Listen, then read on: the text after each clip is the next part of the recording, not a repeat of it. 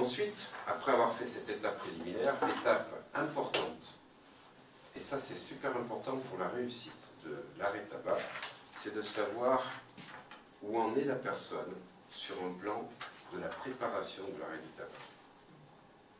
J'explique, il y a 4 étapes. Les gens, quand ils s'inscrivaient sur les sites pour les consultations, puisqu'aujourd'hui je ne fais plus de consultations, donc hypnose thérapeutique, je savais quand il y avait des arrêts tabac, parce que je recevais le mail de rendez-vous, puisque moi c'était par mail, et ils choisissent une date, je recevais un mail, monsieur Untel a pris rendez-vous à 11h, tac, le soir je répondais, parce qu'ils prenaient rendez-vous à 15 jours, 3 semaines, 1 mois, 2 mois après, ils préparent. Et j'étais sûr à 100%. J'étais au mois de janvier, je recevais un mail, séance pour le 15 février, le 1er mars, le 8 avril, des fois 3 mois, une fois ça m'est arrivé 4 mois. La personne avait préparé, c'était pour le mois de mai. Voilà, c'était après les vacances. Elle avait ses congés. Elle se prépare à. Quand, à l'inverse, tu as des séances, le lundi matin, tu reçois un mail à 10h, comme quoi tu veux une séance à 13h. Là, c'est souvent des gens, c'est curieux, c'est pas que du stress, c'est des gens qui veulent mincir. Et tout d'un coup, il s'est passé quelque chose dans la nuit ou dans le week-end. Là, ils ont tout d'un coup une prise de conscience. Et ça devient une obsession. Mais alors ça devient, c'est terrible, parce que tu leur dis que tu n'es pas libre à 15h, oui, mais quand c'est pressé, etc., ils ont mis 10 kilos, ils ont mis 10 ans pour grossir, mais ils veulent le rendez-vous dans les 3 heures qui viennent. Et là, il y a un truc, l'estime de soi, il y a tout un tas de choses où il y a un combat à l'intérieur. Alors que pour l'arrêt tabac, c'est vraiment, ça se prépare. Alors, ce que les études psychologiques ont montré, c'est que la première phase, c'est ce qu'on appelle le fumeur heureux. Le fumeur heureux, cette phase, elle dure entre 5 et 20 ans. C'est très rare que quelqu'un qui a commencé à fumer essaye d'arrêter dans les 3 ans qui suivent. Il faudra qu'il ait au moins 5 ans de tabagie. Entre 5 et 20 ans, voire 25 ans, mais c'est entre 5 et 20 ans. Quand la personne est dans cette phase-là, elle n'arrêtera pas de fumer. Donc, si ce sont les proches, les amis, qui lui disent « Voilà, tu devrais arrêter de fumer, c'est pas bien d'arrêter de fumer », il s'en fout, il est heureux.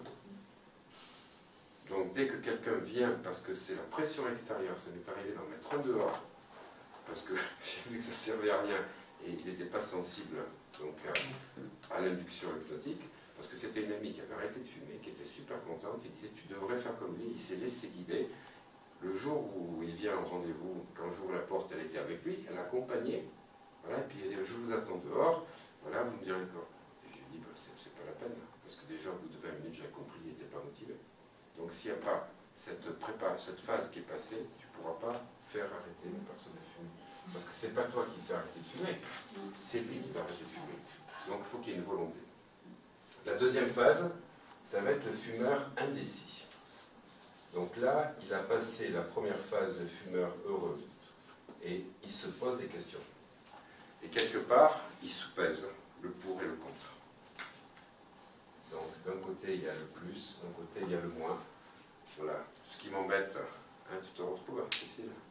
Voilà. Mais tout ça, c'est vraiment prouvé scientifiquement, psychologiquement. Si tu ne passes pas par là, tu ne pourras pas aller au-delà. L'hypnose n'est pas une baguette magique qui va transformer la personne en prise de décision. Pour les élèves de terminale, ça serait bien que tu fasses des choses pour l'arrêt du tabac. Ça serait bien. Donc, tu vois, si tu es là, tu ne vas pas écouter l'extérieur. Par contre, tu es indécis. C'est reconnu, hein. Tu commences à dire, voilà, ben, ça commence à me coûter cher en budget, j'ai mal à la tête, j'ai une mauvaise haleine, ça pue sur les vêtements, voilà, j'ai des enfants, etc. Et tout ça, d'un côté il y a le positif, d'un côté il y a le négatif. Et quand tu commences à mesurer les deux, ça va durer quelques mois. Tant que tu n'as pas vécu ça, tu ne peux pas passer au niveau supérieur, la troisième phase, qui est là c'est la prise de décision. Que quelques mois, ça peut durer quelques mois, ça peut être 2 mois, ça peut être 9 mois, ça peut être 10 mois, ça peut aller jusqu'à 1 an. Mais ça ne dure pas des années. Tu sais qu'il va y passer, mais tu ne sais pas quand. Tu commences à réfléchir. questionner, c'était déjà dans le... Voilà. Il y a 2 exemples de personnes qui passent à l'acte beaucoup plus vite. C'est quand il arrive un enfant dans un couple. Le fait d'être enceinte. Voilà, d'être enceinte, que ce soit la mère ou le père. Qui est fumeur. Oui. La mère ou le père. Voilà. Et là, la prise de décision est immédiate. Et quand quelqu'un rencontre un nouveau compagnon ou une nouvelle compagne, et c'est souvent les hommes qui disent, voilà, moi ce que je veux, c'est arrêter de fumer. Ah bon, pourquoi? Ben, j'aime bien fumer, mais le problème c'est que j'ai rencontré une personne qui ne fume pas, et elle m'a dit, c'est toi ou la cigarette. Et ça fonctionne? Ah ben, Ah ben là, il est motivé, au début de la parce qu'il y a un relation. pourquoi, il y a un pourquoi. Objectif, avoir un Mais il faut que le plus oui. soit le plus Vraiment important le plus, que le moins. Parce que je vous en parlerai tout à l'heure au niveau anecdotique. J'ai eu 2 personnes comme ça qui en fait, après la première séance, puisque je fais un minimum de 2 séances, forfait 2 séances, et j'explique bien qu'il peut y en avoir une 3e, la personne n'avait pas arrêté de fumer. Mais alors elle avait refumé un quart d'heure après. Et en fait, vous verrez le protocole qu'on fait pour aller voir dans l'inconscient si la personne a arrêté de fumer, inconsciemment, il savait qu'il ne resterait pas avec elle. Donc il était dans la phase de découverte et elle disait dans un chantage, c'est moi ou la cigarette, mais dans le subconscient, il y avait un truc qui disait, ça ne va pas tenir, donc je ne veux pas arrêter de fumer.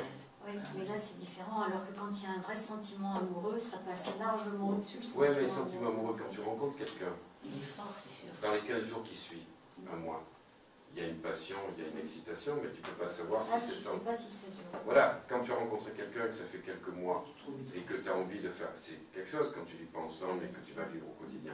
Mais quand tu rencontres quelqu'un et que la personne te dit ça d'entrée, Ah bah non, mais ça c'est... ah ouais, mais c'est ça, le vécu de personnes qui en fait inconsciemment ne voulaient pas arrêter de fumer parce qu'elles avaient une incertitude sur le fait que ça allait durer.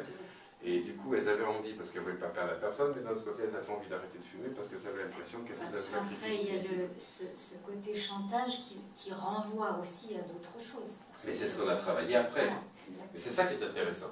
Moi, le tabac, je trouve ça génial quand tu vas au-delà du tabac et que tu vas chercher pourquoi tu fumes. Pourquoi, malgré le fait que la première cigarette soit dégueulasse, tu as continué à arrêter de fumer. Donc, la prise de décision, elle va durer quelques semaines.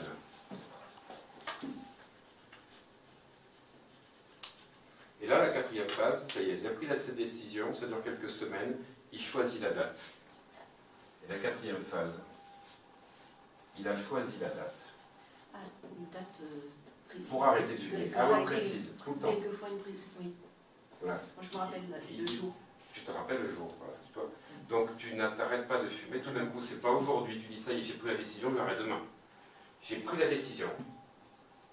4e phase, je choisis la date. Ça y est, je vais arrêter de fumer, je le sais. Maintenant, je commence à réfléchir quand. Parce que je choisis la date et j'anticipe sur les difficultés. Je sais que ça ne va pas être simple. Surtout si j'ai déjà commencé à arrêter de fumer et que j'ai repris. Voilà, donc il y a un ancrage qui fait qu'il faut bien préparer. Alors c'est soit en début d'année, les gens passent les fêtes parce qu'ils savent qu'il va y avoir, ils réfléchissent, ils notent plein de raisons.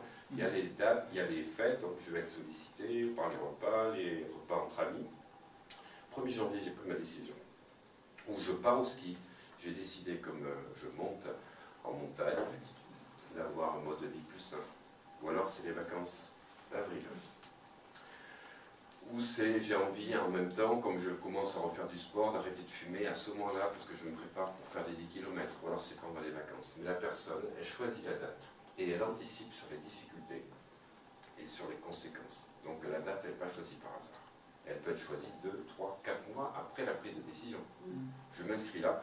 Moi au départ, je disais, mais c'est ce concurrent qui m'emmerde pour me dire prise de rendez-vous dans 3 mois. C'est pour parce que je l'avais 2 ou 3 comme ça qui, dans la semaine qui étaient là.